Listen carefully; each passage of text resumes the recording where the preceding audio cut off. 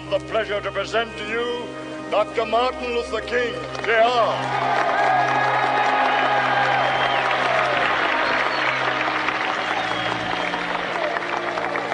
I am happy to join with you today in what will go down in history as the greatest demonstration for freedom in the history of our nation.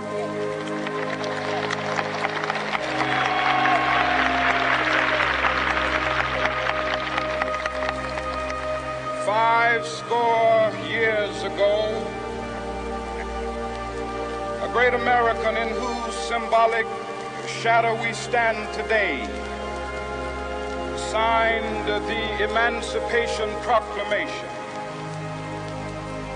This momentous decree came as a great beacon light of hope to millions of Negro slaves who had been seared in the flames of withering injustice. It came as a joyous daybreak to end the long night of their captivity. But 100 years later, the Negro still is not free. 100 years later,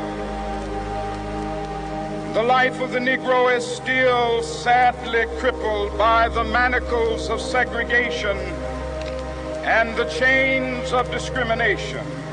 100 years later, the Negro lives on a lonely island of poverty in the midst of a vast ocean of material prosperity. 100 years later, the Negro is still languished in the corners of American society and finds himself in exile in his own land. And so we've come here today to dramatize a shameful condition. In a sense, we've come to our nation's capital to cash a check.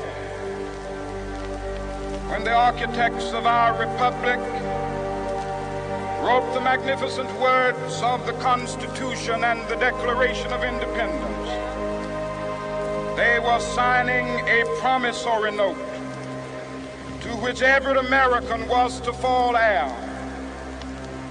This note was a promise that all men, yes, black men as well as white men, would be guaranteed the unalienable rights of life, liberty, and the pursuit of happiness. It is obvious today that America has defaulted on this promissory note insofar as her citizens of color are concerned. Instead of honoring this sacred obligation, America has given the Negro people a bad check, a check which has come back marked insufficient funds.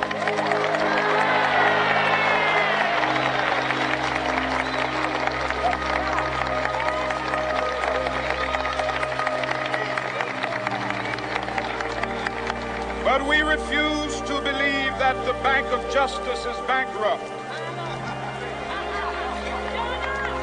We refuse to believe that there are insufficient funds in the great vaults of opportunity of this nation. So we've come to cash this check, a check that will give us upon demand the riches of freedom and the security of justice.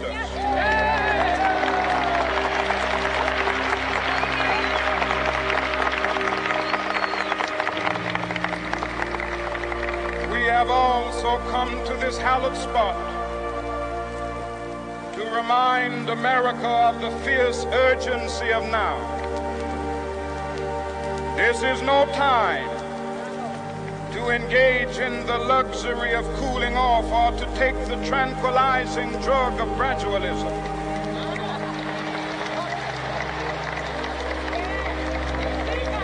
Now is the time to make real the promises of democracy. Now is the time to rise from the dark and desolate valley of segregation to the sunlit path of racial justice. Now is the time to lift our nation from the quicksands of racial injustice to the solid rock of brotherhood. Now is the time to make justice a reality for all of God's children. It would be fatal for the nation to overlook the urgency of the moment. This sweltering summit of the Negro's legitimate discontent will not pass until that is an invigorating autumn of freedom and equality. 1963 is not an end, but a beginning. Those who hope that the Negro needed to blow off steam and will now be content will have a rude awakening if the nation returns to business as usual.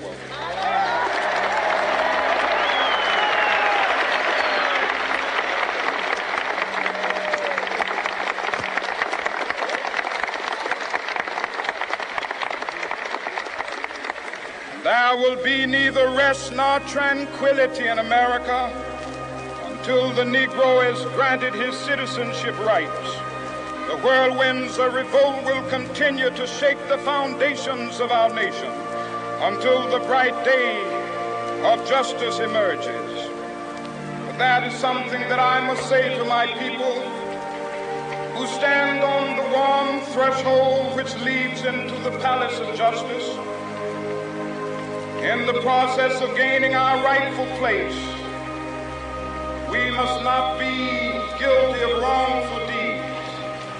Let us not seek to satisfy our thirst for freedom by drinking from the cup of bitterness and hatred.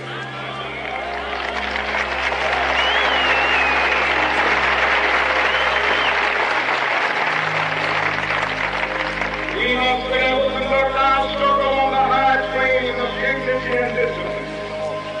We must not allow our creative protests to degenerate into physical violence. Again and again, we must rise to the majestic heights of meeting physical force with soul force. The marvelous new militancy which has engulfed the Negro community must not lead us to a distrust of all white people. For many of our white brothers, as evidenced by their presence here today, have come to realize that their destiny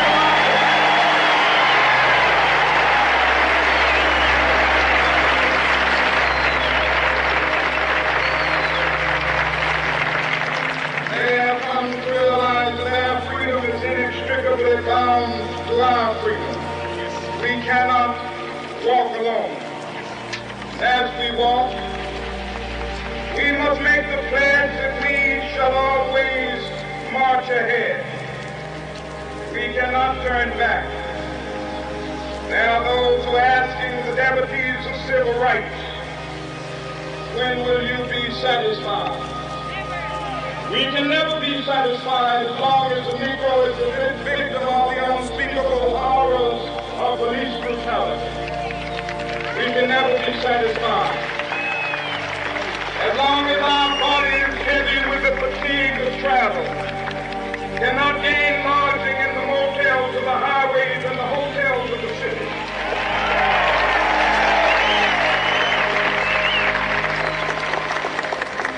We cannot be satisfied as long as a Negro in Mississippi cannot vote and a Negro in New York believes he has nothing for which to vote.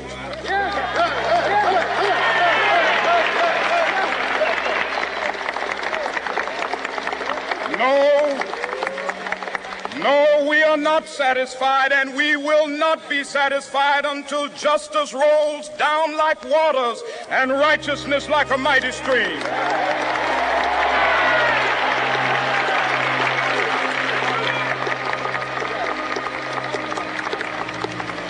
I am not unmindful that some of you have come here out of great trials and tribulations. Some of you have come fresh from narrow jail cells. Some of you have come from areas where your quest for freedom left you battered by the storms of persecution and staggered by the winds of police brutality. You have been the veterans of creative suffering. Continue to work with the faith that unearned suffering is redemptive. Go back to Mississippi. Go back to Alabama. Go back to South Carolina. Go back to Georgia. Go back to Louisiana. Go back to the slums and ghettos of our northern cities, knowing that somehow this situation can and will be changed. Let us not wallow in the valley of despair. I say to you today, my friends,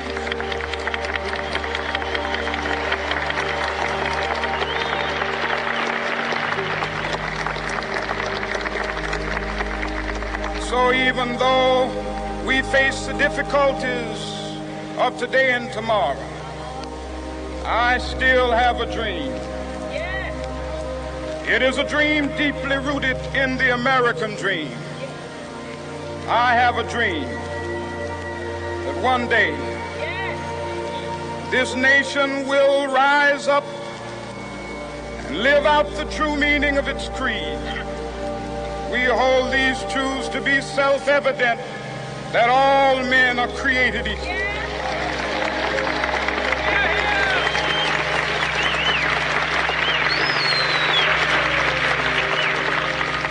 I have a dream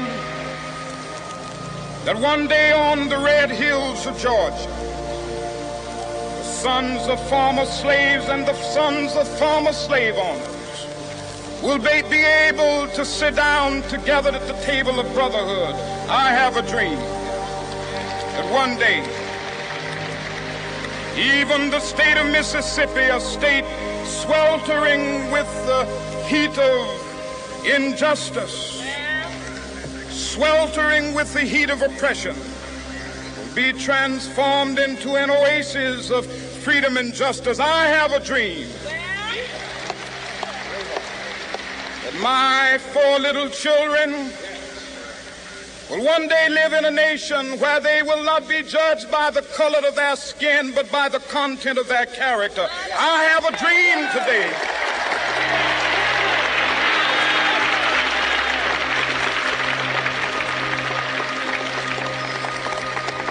I have a dream that one day down in Alabama, with its vicious racists, with its governor having his lips dripping with the words of interposition and nullification, one day right there in Alabama, little black boys and black girls will be able to join hands with little white boys and white girls as sisters and brothers. I have a dream today.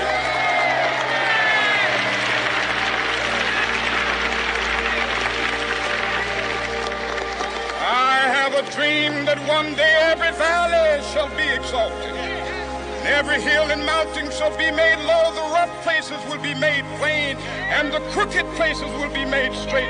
And the glory of the Lord shall be revealed, and all flesh shall see it together. This is our hope. This is a faith that I go back to the South with. With this faith, we will be able to hew out of the mountain of despair a stone of hope. With this faith, we will be able to transform the jangling discords of our nation into a beautiful symphony of brotherhood. With this faith, we will be able to work together, to pray together, to struggle together, to go to jail together, to stand up for freedom together, knowing that we will be free one day. This will be the day. This will be the day when all of God's children will be able to sing with new meaning, "My country, tears of thee. Sweet land of liberty, of thee I sing. Land where my fathers died, land of the pilgrim's pride. From every mountainside, let freedom ring. And if America is to be a great nation, this must become true. So let freedom ring. From the prodigious hilltops of New Hampshire, let freedom ring. from the mighty mountains of New York. Let freedom ring from the heightening Alleghenies of Pennsylvania. Let freedom ring from the snow-capped Rockies of Colorado. Let freedom ring from the curvaceous slopes of California. But not only that, let freedom ring from Stone Mountain of Georgia. Let freedom ring from Lookout Mountain of Tennessee.